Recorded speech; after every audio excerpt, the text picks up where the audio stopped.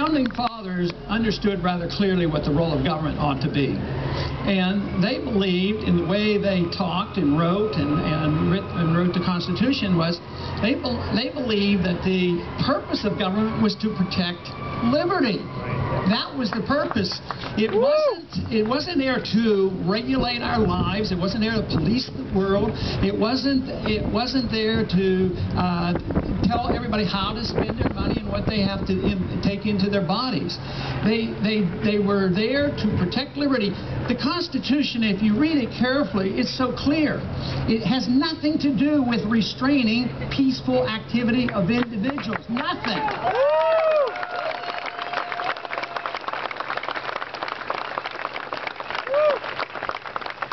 It's essentially a document written for the purpose of limiting the government. That is what it's for.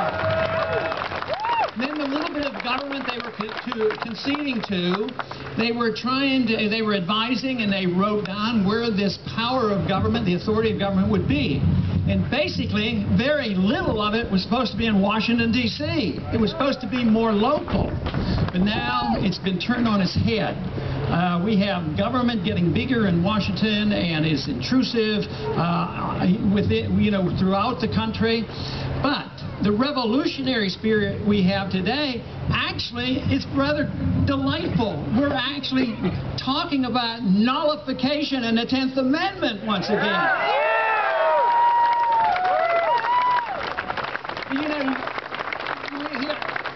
You hear often on TV, if you happen to listen to a liberal commentator, they come down real hard on you if you believe in nullification. That's some right-wing, wild conspiracy theory about just nullifying laws. What do you mean? Yeah, like California would like to nullify the laws against smoking marijuana.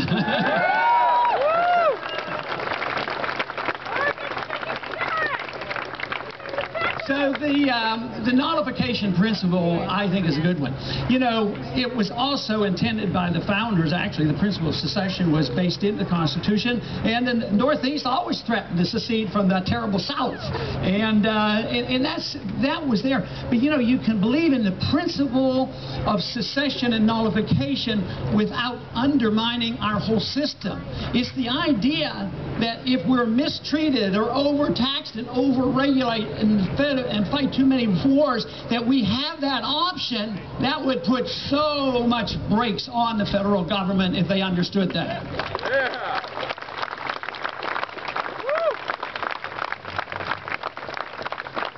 I have in the past talked a lot about foreign policy. I want to talk about that a little bit because very simply, I believe in a non-interventionist foreign policy. Mind our own business. The Constitution gives us no authority to go around the world and police the world. And sometimes when I get on a conservative station, they start pushing me about this radical extreme isolationism. I said, well, I just support George W. Bush's foreign policy when he was a candidate in the year 2000. You know, when he says a humble foreign policy and no nation building and don't police the world. That's what they say to appease the people, but then once they get in, they do something else. They lie. I think too often what happens, we have Republicans and Democrats fighting back and forth, and they're real fights over power, not over your liberties, over principle, because if you get a Democrat in or a Republican in at the administrative level, they generally endorse with vengeance the Federal Reserve System, the tax system, and the foreign wars. That's what we have to put a brake on and break that up.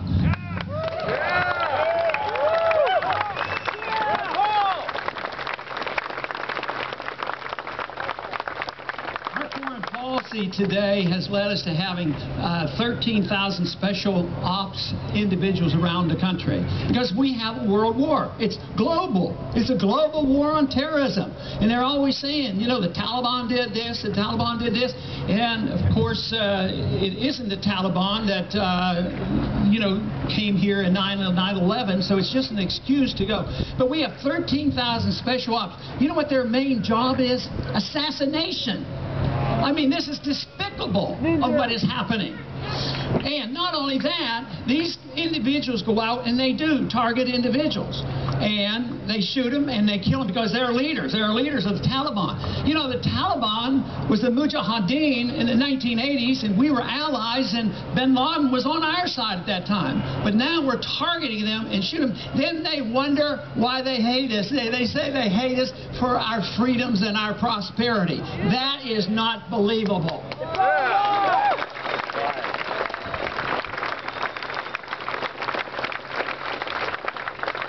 Now that we have a foreign policy where we have CIA agents running the bombing missions with drones, and we have special ops individuals assassinating certain individuals, that we also live in an age coming out of the last administration, and that's a foreign policy on war, because now they claim it is legitimate. It's the American position. It's the Bush doctrine of preventive war. Preventive war doesn't sound quite as bad as aggression, but it is aggression when you go and start wars and start killing people because you don't like somebody. And then tell the American people, of course, oh, we're doing this because we're protecting you. But I think what is happening, not only with our group, and in the Campaign for Liberty, but across the board, I think the people, the healthy thing about the Tea Party movement is it isn't that it's monolithic and everybody agrees on everything, except for one thing. They don't trust the government anymore, and they want something much different than what we're getting today from Washington.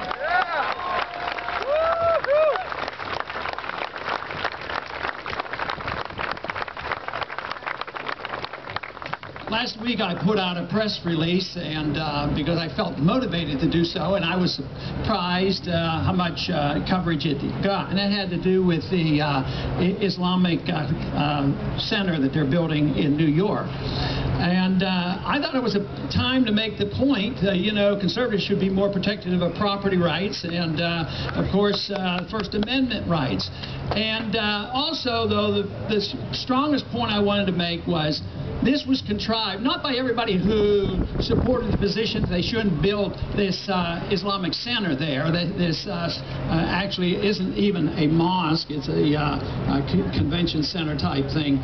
So what they wanted, the most important thing I thought was they had, if they could prevent it, that means Islam is guilty. That was the goal, is to say Islam is guilty, because if they don't have enough hatred in this country built up to have an enemy, they can't justify these wars. And I hear too often people coming to me, how can you take this position? Congressmen will come to me. They want to kill us, and they're evil. They hate Christianity. They hate capitalism. And they go on and on. So they have to have an enemy. They have to have a Hitler to attack. So that's why I thought it was so important to point out that Islam has very, very, very little to do with 9/11. Al-Qaeda had a lot to do with it, and our foreign policy had a lot to do with it as well.